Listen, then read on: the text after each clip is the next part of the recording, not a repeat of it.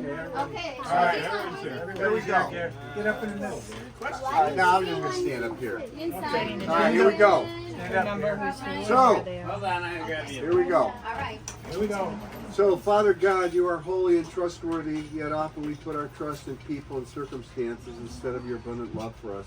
Awaken our hearts, minds, and spirits to be in tune with the Holy Spirit's promptings. And God, please bless my brother Steve and his wife as they approach their next birthday. And it's a big one, Lord. Keep them and all of us and our families safe, healthy, and free from all harm and evil.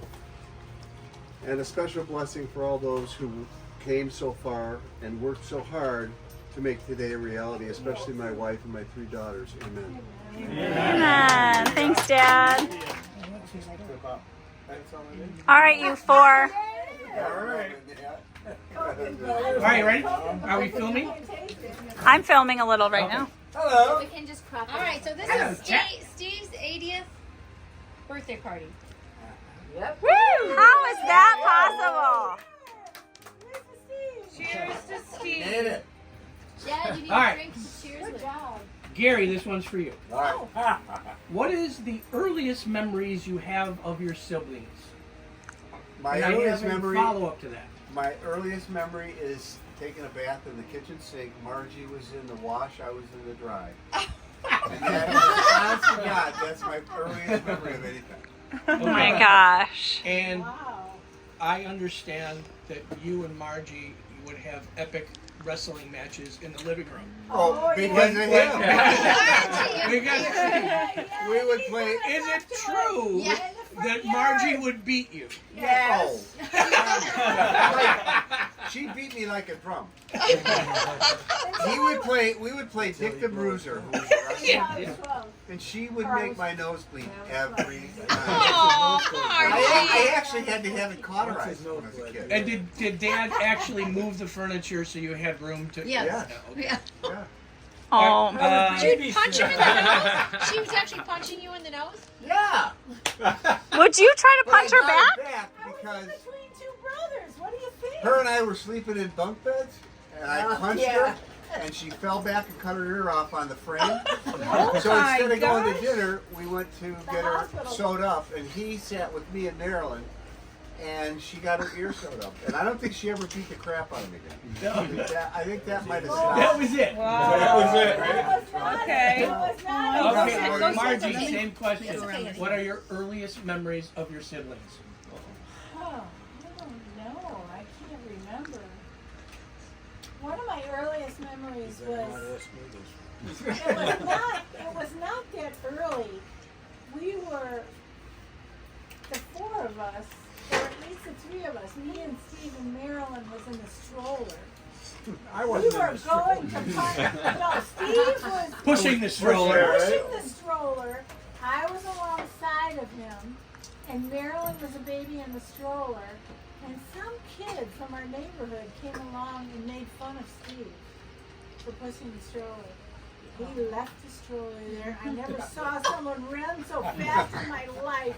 He beat the kid up, came back to the stroller, Steve! and I was so proud. All right, Mary, your earliest memories of your siblings. That's so. Of my siblings or my earliest memory? That comes later.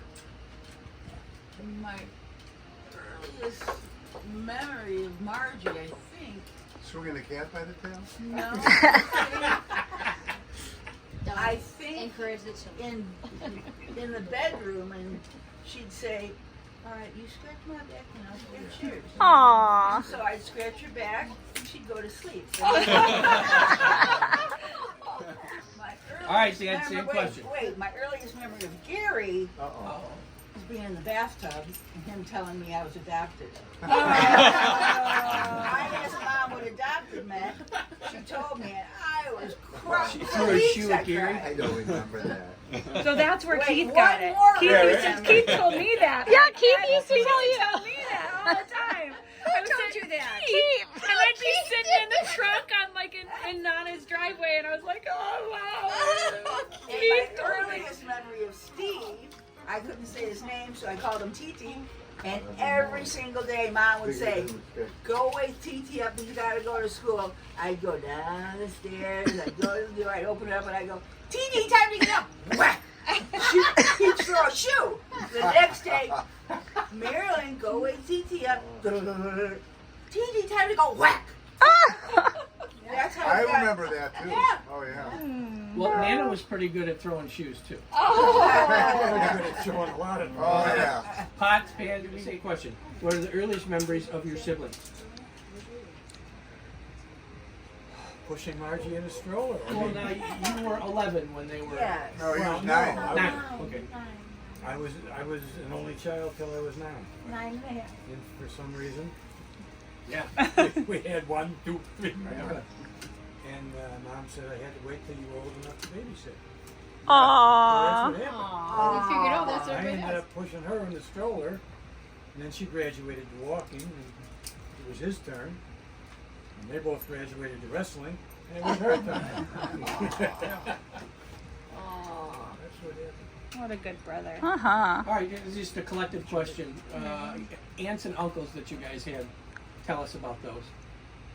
About any aunts and uncles that you remember. Any aunts and uncles? Well, I said it's going to Loretta. Uncle Wilmer Babysitters.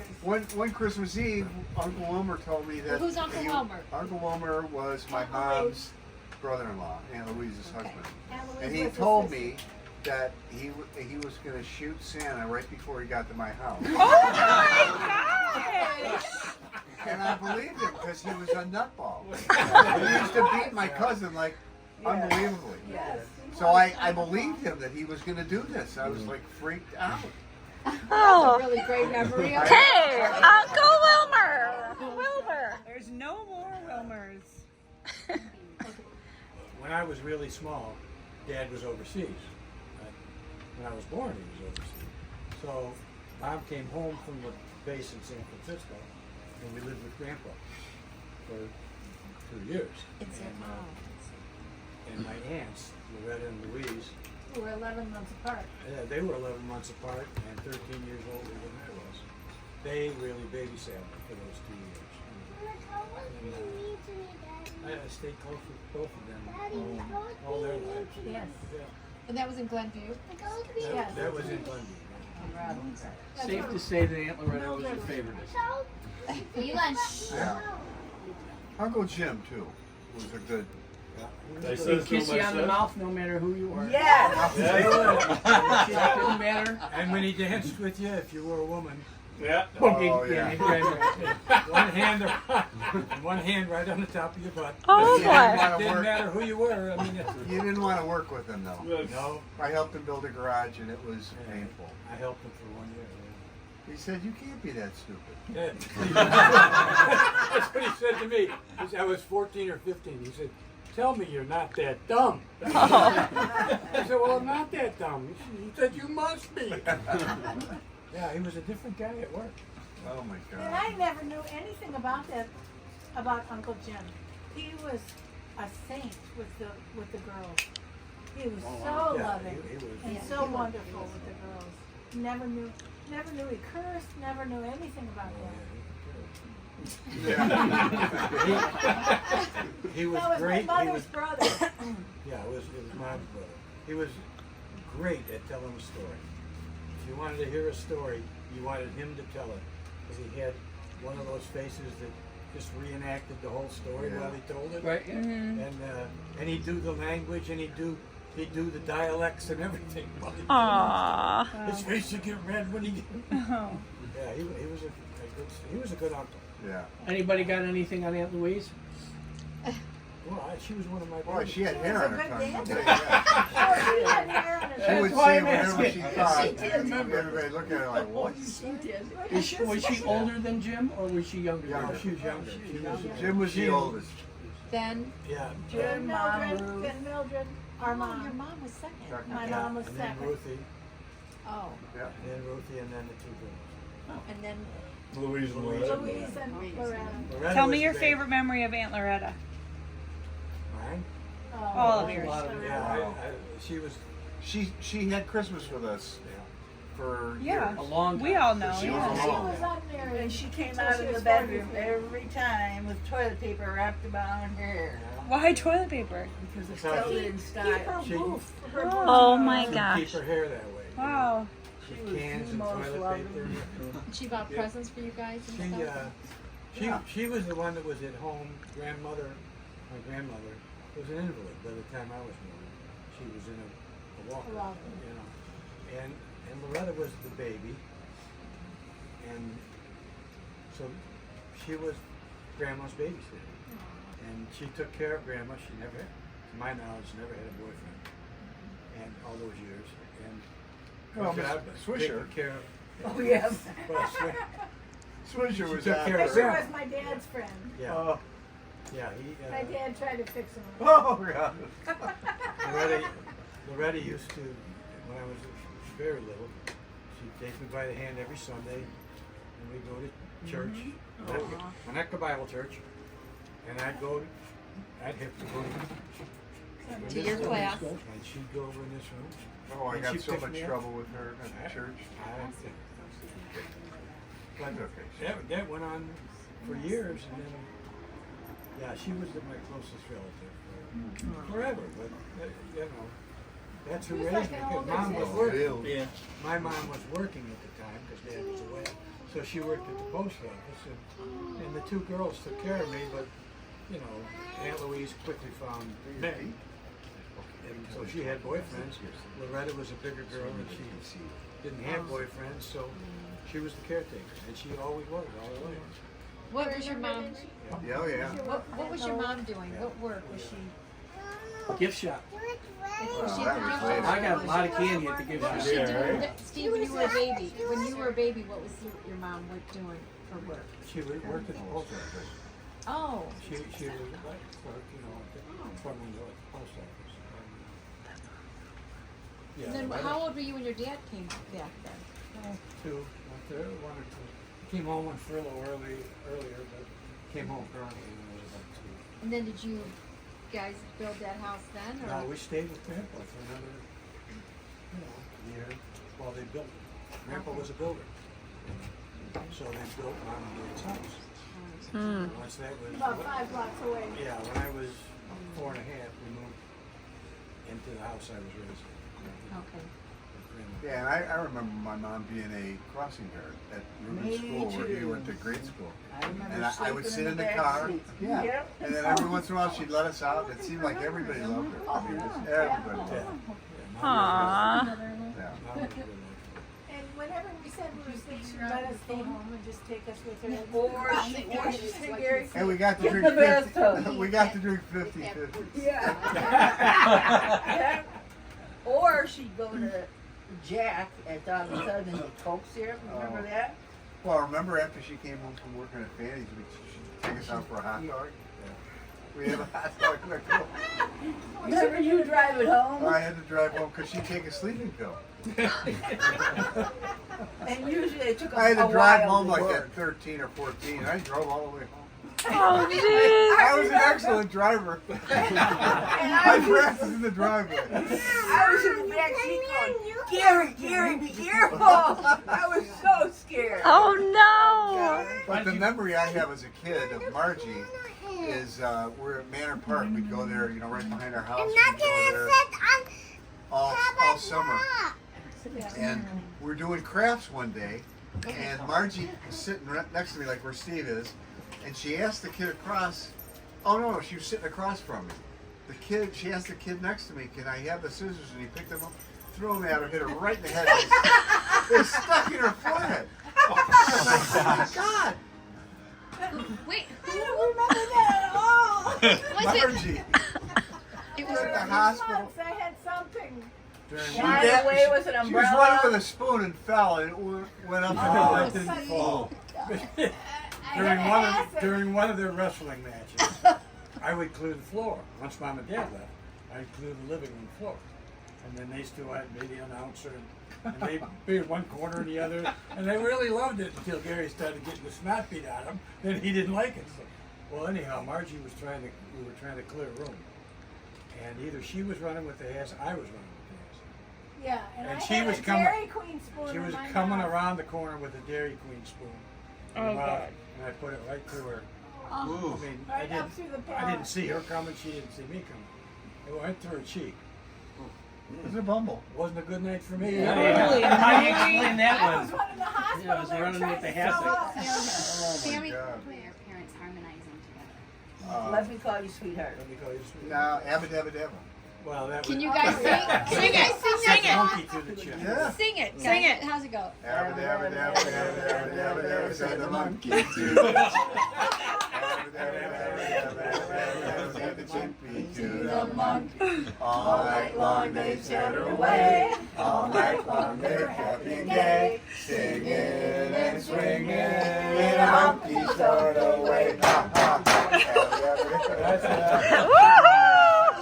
So cute. So we can't sing. Oh, I know. Sing it that low. Mom and Steve could do something that none of us can do. We still could do it. Yodeling? No. No. But don't need that. Watch it. But don't deep dot. I'm telling you. But watch it. Still do it. Do it. Well, But it was Get something Leo, no. Mom said she had to learn to get into a high school fraternity. Yes. And so she taught it to me, and then we try to teach it to the rest of the kids. I was tongue tied. I couldn't do it. Yeah. I could do it. It's, Can you remember it now? Steve could do it. Babot din dan wala siya din babot sa liyo babot wala which. That's something you just never forget. Unbelievable. I tried for a long time. Favorite memory of the neighborhood you grew up in? Oh, wow. Probably in the Yeah, park. Park Manor. Behind us. Manor. Yeah. Park Manor. It sure wasn't Mrs. Maitland, man. We hit the ball on her lawn. Get off my lawn! Put him on Tiger. Oh my God. Mr. Gander. So the dog next door was a little dog called How about Tiger. Billy? How about Billy next door? Billy! I hit the ball right Lady. through the little light on their back door. I mean, it went. The light's this big, and the ball went right through it and stuck in there. And the dad was a cop, and he came out. Oh, he was mad. Billy Kruger. Oh, but no, this little dog did nothing but bark. And so me and a couple buddies would throw these little apples. They're little Yeah, like little crab crab apples. Scrabble. And I'd hit that dog every once in a while, you know. Oh, He God, got you loose hit one your day, mark every time, and he kid. bit me. Like he meant it. And I thought about it, and I thought, I deserved that. You know? What's one of the things as kids that really bonded you together? Like you felt like all of you drawn closer by that moment. Probably me getting the shit beat out of me by Margie and him being the ring after. No, it has to be a better. Chris, what brought you together? It's a hard question because I was 9 years alone. So when they Yeah, yeah. Right. was really starting to be of age where you could play, I was in high school. Oh yeah. Right. Almost in college. Yeah, and so it was almost like I was their uncle rather than their brother. Right. Right. It was- How old were you guys when your dad had his first heart attack? I was 10. 8, 10, 12, and you were 20. You were married then I was already. probably 20. Okay. Yeah, he was 45. He was 45 when he had his first. Okay. So did that bond you? Or did you guys just, Like, what made you guys? were you close? worried? Were You were you, always close. Well, I My think mother. mom kept us close. Yeah. Our mother Encourage. You always guys told us we needed to stay Did you? close. You guys? Do you remember struggling financially? And Oh God, yeah. yeah. what were some of your memories about Oh, that? yeah. Just it was very hard for my mom and dad. I mean, I feel bad when I look back on it. It was hard. As kids, it was just what was going on. I don't remember it, It's yeah. it's like you never thought, well, God, we were in a really small house. I didn't think of it that way. It was just where we That's lived. where we were. And when we were eating breakfast for dinner, we were happy. I yeah. thought that was great. I didn't I have don't know we why didn't my mom know. was so unhappy about it, but yeah, Yeah. we were eating cereal or whatever. Right. And But then- we knew my dad was having a hard time, and it was tough on my mom. You know, I knew. I mean, he knew when way they more didn't than we know, knew. Yeah. I knew because he'd lose this business or he'd Right. come home and be out of a job. And he had a hard time after coming back from the service, Right. from the war. next to it. Right. No. He had no college education. He lost his dad when he was 7. He lost his mom when he was 17. So he had nothing really behind him to help him. You know, so it was rough for him. And then he went through such stress in the war, and he never would talk to us about it. Didn't want to talk Never about would it. talk about it. He would talk to my mom, and sometimes she would tell us things about the war. But we would see things like we lived about a mile from a naval air base. So when a plane would come in real low, and he was taking a nap on the couch, What's actually we happening? would see him roll off the couch And dog cross. and I go thought for he was cover. back. You know, Go getting for cover. bombed. He He would thought try the to bomb hide. was coming. But he came home with a Samari sword, so I know he took that up with somebody. And And he's Steve got had that. that. Yeah. So he probably. He probably saw some horrible things. Yeah, he did, and he just didn't want to talk about it. That makes sense. The only thing he ever told me was a good friend of his was right next to him, got shot right in the head, right next to him. And I said, "Well, how do you feel when you're going home?" He goes, "I was glad I was going home." Right. Wow. He and my Uncle Jim. Yeah. Uncle Jim, they went in the service. They happened to be in the service. They went Dad to was a spring training. lieutenant, and No. Uncle Jim was a private. Well, they both went in as buck Yeah, privates, right. and they went through training together. And when they came out of training, Uncle Jim was going to go here and Dad was going to go here, but they had furlough after the training, and Dad didn't have any place to go. Well, he came home to Uncle Jim. Uncle Jim, Uncle Jim Jim. said, "Hey, Gibby, come on home with me. Come on, come home with me. You don't spend your furlough." So he came home. That's where he met my mother. Must have been a wonderful 2 weeks. Yeah. He was Because 18 years old. yeah, because Apparently. he went stacking, and they went to Frisco for to complete their training. He went to OCS and Jim went somewhere. But Did they not write followed letters? in about 3 weeks. Didn't they Yeah. write letters She to each just- other? They were in love right away. Chased him out. And Uncle Jim's girl. Maureen, Yeah. Tiny. tiny. Yeah, she followed Jimmy out there. He got married first, and then Mom and Dad did. But Uncle Jim, they shipped out together. I went from Frisco to I'm just Golden Gate Bridge, and my dad, the only thing he would talk about, Because Jim didn't see it. he said, Jim never saw the Golden Gate Bridge. And he said, we left that way, and we came back to the States that way. But he was in the brig each time. Oh, Fighting Jim on- was? He'd Punch fight on the somebody. ship. He'd fight on the ship and he'd smack a sergeant. So he'd be in the brig coming back. Oh shoot. Yeah. But he was as nice as they went. But Oh yeah. Was a say a word to him, not a word. So I would go to Uncle Jim. He wouldn't say a word. It Not was a too word. horrible. They wouldn't talk Neither about one would tell me Most of them are what the other downstairs went on through or For what they saw. what they saw. They never, and we used to be able to burn leaves every autumn. You could burn leaves in the street and back of that. And we came out to the backyard. I had to be 12 years old maybe. Come out the backyard and Dad's out there burning leaves, and I look in there, and there's his first lieutenant uniform, all metal and everything. Oh, why did he do Burning. It It was was a too memory horrible. Trauma. memory he just didn't want anymore. Yeah. Too horrible. Probably PTSD, and there was just no. Oh, that theater was very nasty. You know You anything can about learn history? about it. Yeah. Or you there's what? a Maybe wasn't documentary proud about of it. Maybe he had to hurt Yeah. people. I'm sure. Dave, what is that documentary called Not that that we any- have, the Pacific Theater? Oh yeah. It's horrendous, but it'll gives you an idea of what they Where went they through. were at the time. Do you guys remember where he was stationed mostly? I don't know. No, We we're, have Guadalcanal, we're still trying to find it out. But we can't You get it probably going. We think we saw a picture of him in New Unbroken? Orleans, though, right? Yes, We I thought we read that. did, Very yeah. good. They made a movie on it, but Okay, good, next but it had question. nothing to do Next with it. question. It was not as good as the book. Besides your children, that can't be the answer to this Okay. question. Or your Besides son-in-law. children, or your son-in-laws, Thank you. Appreciate that. what would you consider your greatest achievement? You cannot answer your family. You can put see, that- son-in-laws. that- You can that put would be it son-in-laws for me. Of course. I Oh mean, yeah. without a doubt, that would be it for me. What?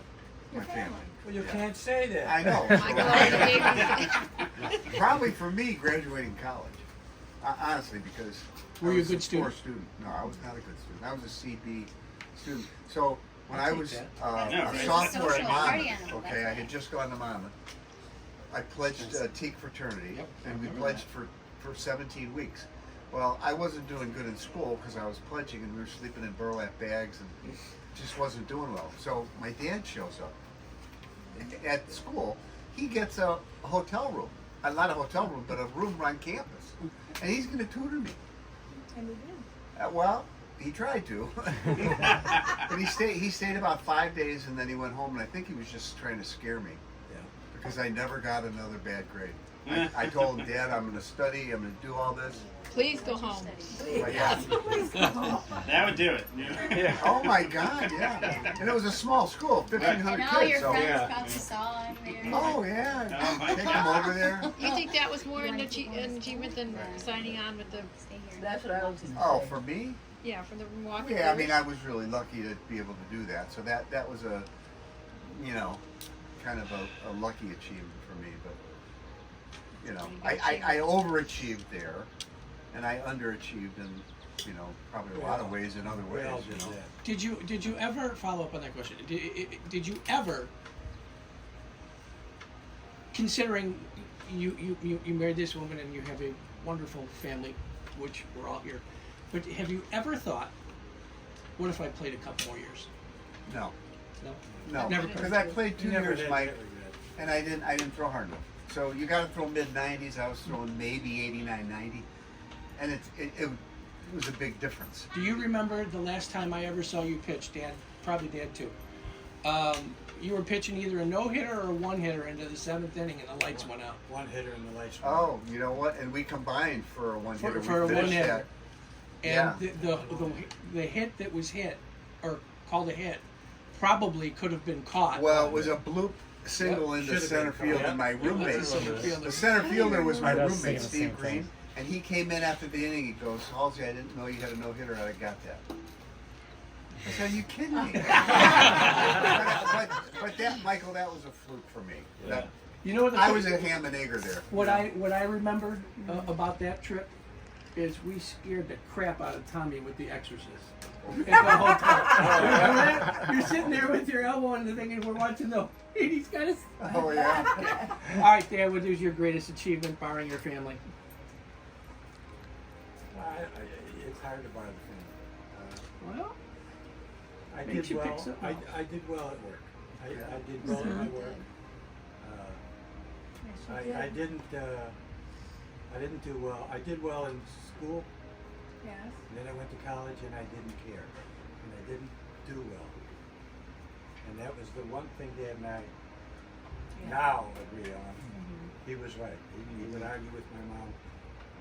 Put him into service now. Let him do his 2 years now. Get him out. He'll have the GI Bill and go to college. He'll know what he wants. She wouldn't have it because it was Vietnam. Yeah, right. So, but Dad was right. I went to school and didn't care. didn't care because you didn't know where you were I going. didn't have any focus. I never had any focus. Lyndon was his Yeah, focus. That's his greatest. Oh. We'll get back to that. Barring your family. My greatest achievement was realizing that I needed to follow Jesus. Okay. Nice. Yeah, that's my greatest achievement. And when did that by happen? far. Did you have a moment?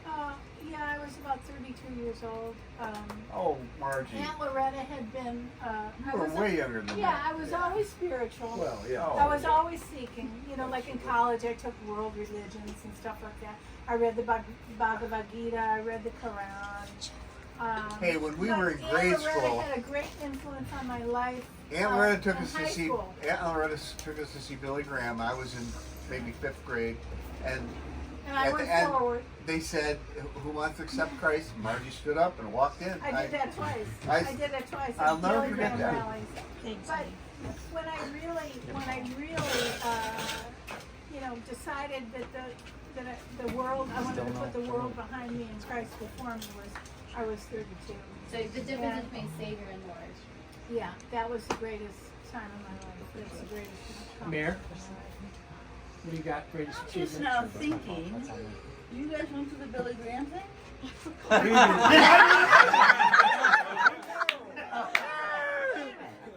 Debbie and Brenda and I had to go to Howdy Doody. And you guys went to Billy Graham? Debbie and Brenda, you and I and Debbie went to see, like, what was it? We all know I didn't have a lot of great achievements, but I think my sobriety Yeah. was the best. Oh, yeah, definitely. That's right. That's fantastic. All right, now let's talk about our spouses. I don't want Gary, how did you meet Nancy at school? I met her at school, yep. Is it true that you threw a football into a garbage can? I did one Tell me time. about that.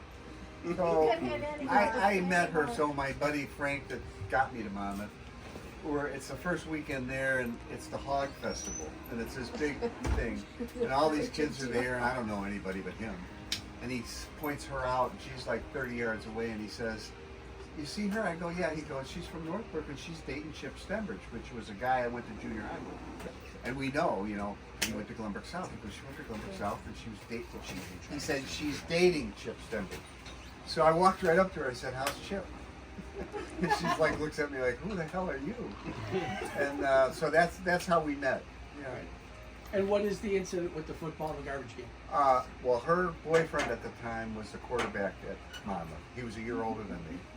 And so I couldn't play that year because I transferred NCAA school, so I had to redshirt my sophomore year. Or Illinois State. So yeah, so I did practice for a couple weeks, and I went to the coach and said, I did this as a freshman. I'm not doing this. I'm not going to be the dummy bag. I'll come out next year for you, but I'm not playing. And but I would go to the park with fraternity brothers and throw the football and all this stuff. And so one day I'm walking back to the teak house, and her sorority, her dorm was like 2 from mine, and I'm just jabbering with her, and I said to her, I said, "Next year when Ron's a senior, he's sitting." I said, "I'm going to start." And she says, "Oh no," she says, "You're full of crap," and so we jabber back and forth for a little bit, and I maybe 25 yards away is the art building, and there's a garbage can, and I still had the football. I said, "Well, I'm gonna throw this ball right into that garbage can," And he could. figuring I could hit it. He could hit the mark every time. And I said, if I put it in the garbage can, I start. If I miss the garbage can, he'll start. And I put it right in. And I just went and picked up my ball, didn't say a word, and I went home. Now, talk about lucky. Okay, so now she's still dating somebody else. Oh, yeah. For a When long was time. she not dating somebody else? And what did you think at that moment? Hold on. I thought he was cocky. All that Yeah. bag of chips? I was not thrilled about it at all. Well, and luckily, I didn't know you had to think the boyfriend was quarterback. cheating on her with her sorority mother. And she found out. And I saw. We don't need to get into and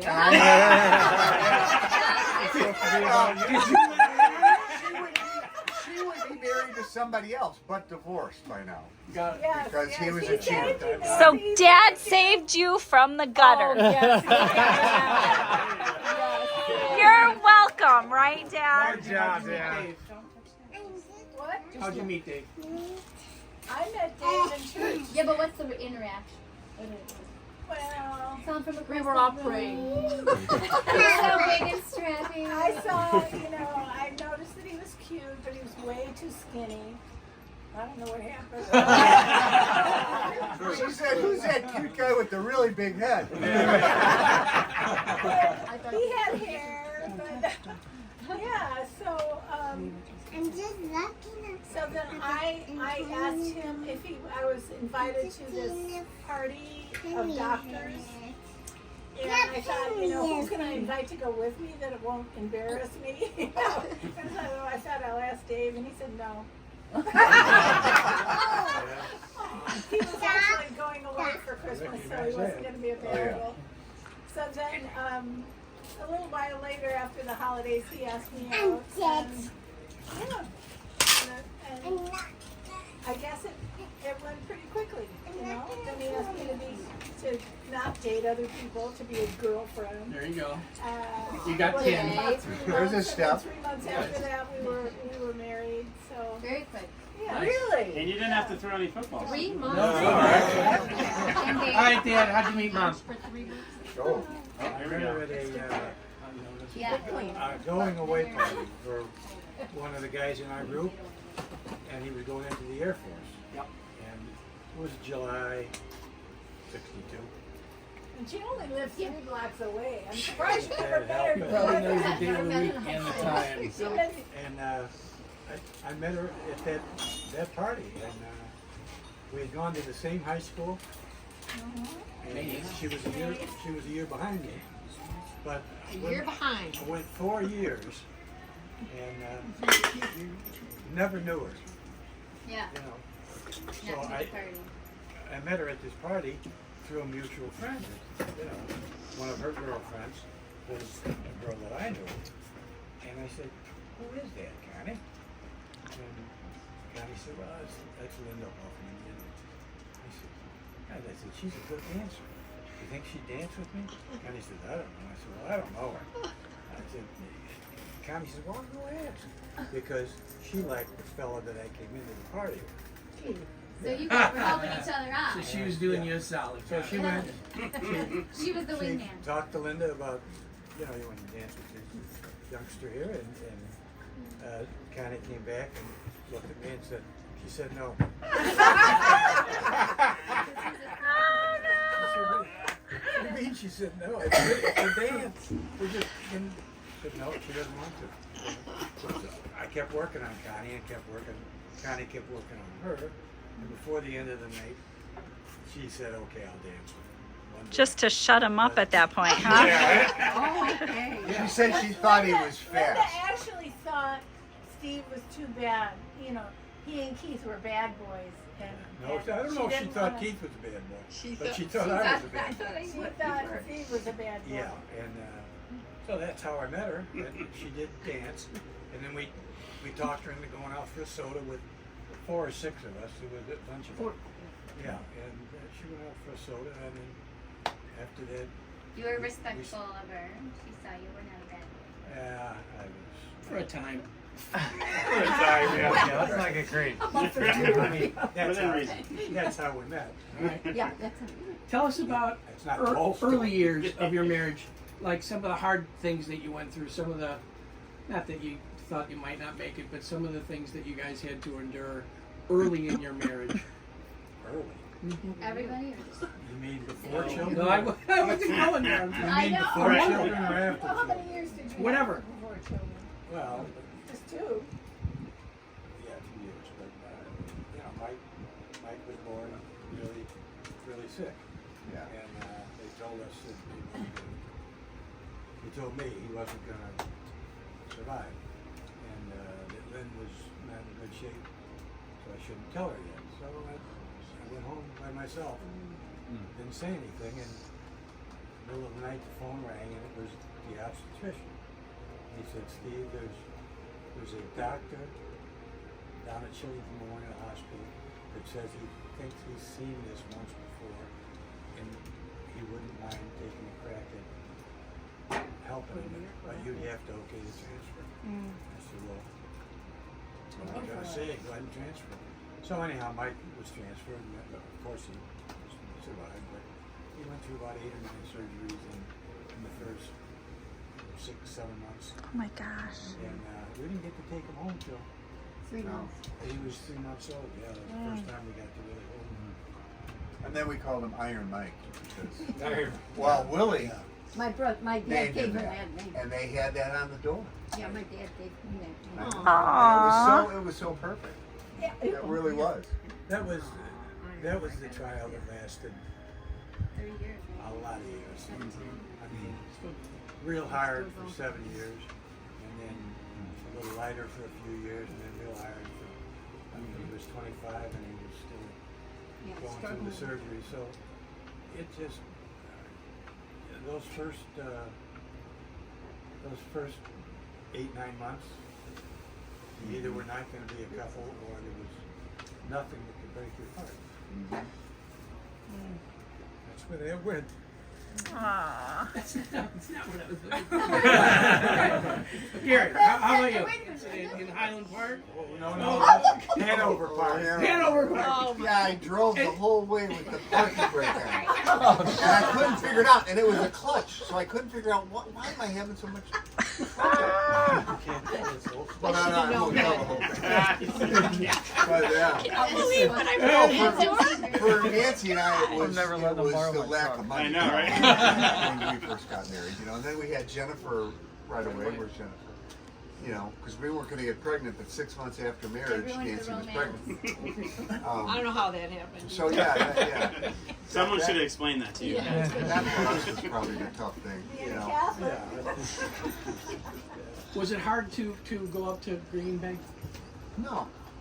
No, I mean, we didn't really like it there. We never settled because it was seemed so small townish, you know. And and it was hard for me because I was the 5th rep for this division of American Hospital Supply in the last 2 years. So I didn't find that out until I got up in the job, and the people I was calling on said, you know, they've changed. You're the 5th guy in 2 years. I said, no, I didn't know that. So that whole first year, Lot to overcome. was very tough. Yeah, and I was really happy to get back to Chicago. I gotta ask the question. No, they were all tough times with poor decisions, but here I am. Here you are. Tough times make tough people. That's right. There you go. That's right. Marge? Well, what is this question specifically? Any tough times early in your marriage? Early in this marriage. What did Dave do? We want to know. Early in this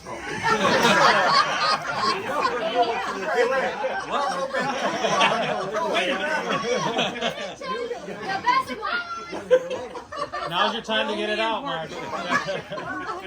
That's right on the money. I mean, I can't really talk about no tough times in this marriage, but you know, I had tough times with other marriage, and that was tough, but I got through it. You know, I wasn't very mature, and I didn't make good decisions, but I learned, and I grew, and God helped me, and praise God. Just because I don't know a lot about this, I'm going to ask you about this. Okay.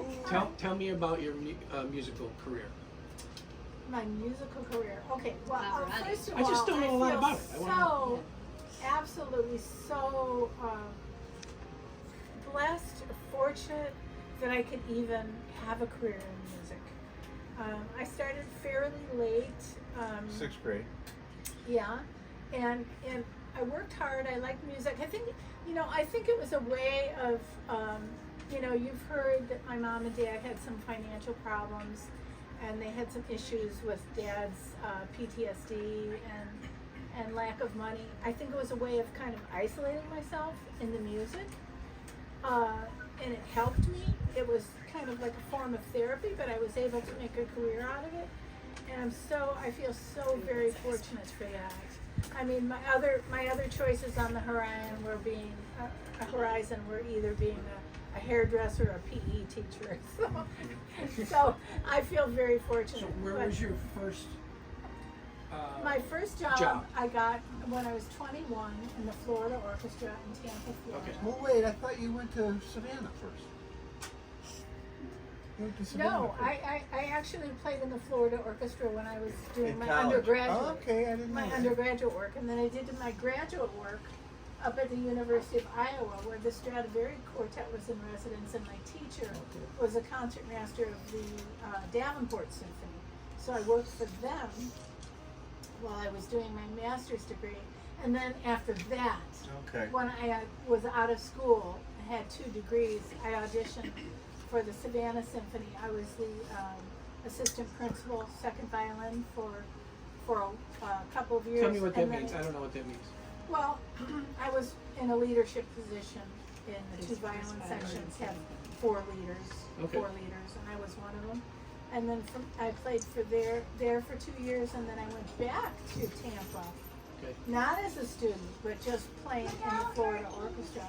And I was one of maybe 4 women among an orchestra of 80 men. Was it dominated by men? Oh, yeah, Yeah, 80. very much so then, because we're talking, I was 21, 50 years ago. Yeah. So, so it was all men. She knew it was 50 Margie, how smart were your parents to give you those lessons at a young age and continue to invest in you at 12 Big years time. old? I 13, mean, you know, that was You know, amazing. and even my middle school orchestra director told my Daniel? mom, this is not going to go anywhere. She was late on her bills. I'm paying the bill. And he was just like giving her a hard time. And said, you might as well just stop this. She's not going to go anywhere. And my mom said, oh yeah? You think that? She just took it as a challenge, you know? And she kept those lessons going. I don't know how they afforded it. I really don't know. So But Margie, she saw something in you. I don't know if you remember this, but when you were graduating with your master's degree at Iowa, I was a senior at Monmouth. Oh yeah, I And remember that. she had to do a performance to graduate.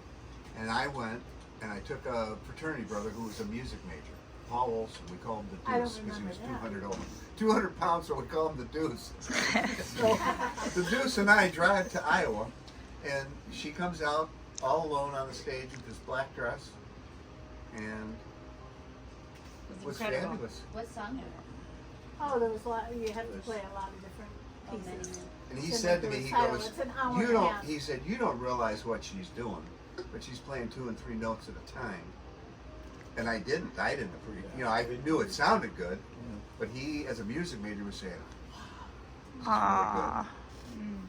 It's cool. So then from Savannah, I went to back to Tampa, and from there I auditioned for a regional major orchestra in Fort Lauderdale, the Florida Philharmonic, and I played there for many years. And from there, when I married Dave, I said, I'm finished with this, you know, I'm just going to be a housewife. I'm just going to have a Bible study group. And God said, oh yeah, I've got other plans for you. So then I was assistant concertmaster of a chamber orchestra, the Symphony of the Americas there in Fort Lauderdale. And then from there, went to the Pasadena Symphony in California. And also played with the Redland Symphony and the San Bernardino Symphony and the Redland Symphony, and pretty much retired from there now and just teach violin students. And you Tell- conducted a little Tell bit. some Oh, yeah, I of the can names conduct. you played with for Pavarotti, Frank Well, Sinatra. when I was in the Florida Philharmonic, you know, Fort Lauderdale's pretty popular, Miami, Fort Lauderdale. So a lot of headliners come through there. So there was an agency called the Peter Graves Agency that would contract musicians for all the big headliners that came through. So for 6 years I played for Frank Sinatra whenever he came through. I played for Rod Stewart, Smokey Robinson, Natalie Cole, You guys believe it? So the cool. Bee Gees, No, Kenny what, Rogers. in concert or on their albums? No, in concert. In And the concert. Bee Gees asked her to follow. And Pavarotti. I would have went. I played with Pavarotti numerous times in the Miami Opera Company, because the Miami Opera Company used to import the singers from the New York Metropolitan. And the conductor of the Miami Opera Company was the guy who brought Pavarotti to this country from Italy to this country. So anytime he wanted Pavarotti, Pavarotti was there. So I must have played 5 or 6 operas with Pavarotti. So it was it sounds impressive, like you guys would be really impressed, but for me it was the greatest blessing you could imagine, because I got to be surrounded by, like, even just Frank Sinatra sounds kind of like chintzy, but his band was the best musicians in the country. You know, it was a privilege to play with those guys. Wow. You know, it was, and then to be invited to have dinner afterwards with all of them. And, you know, they would buy bottles of wine for you. And of course I was a young girl then, you know, and so it was something. I was engaged already to Dave by then. With Frank Sinatra Jr. bought me a bottle of wine, and then, Nice. you know, all that stuff. But I mean, it was, I really, really, really enjoyed playing with all those musicians. I'm glad I was good enough to do that. But for me, it was just the pleasure. There were some concerts that I played with the orchestra, with some of these orchestras, that I'd be literally crying afterwards. It was such a moving experience. I had to control myself well enough to play, to do what I needed to do, but it was just one of the greatest experiences in my life. Wow. And I do credit my mom and dad with that. I do credit them with my musical talent. Both of them were musical. Both of them came from musical families.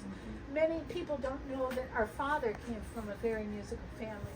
His grandfather, sing. there's a plaque to his grandfather still in New York. He was an incredible organist. And, you know, our father really didn't pursue the musical talent, but he had a lot of musical talent in his family. And on the other side of his family, the family that he wasn't close to, the McGee side, that kind of rejected him when he needed help, his other grandmother. There's also another concert violinist on that side of the family, on the McGee side of the family. So it wasn't just my mom's side, but it was my dad's side. But it was my Uncle Jim that was a good fiddle player. It was a good thing. The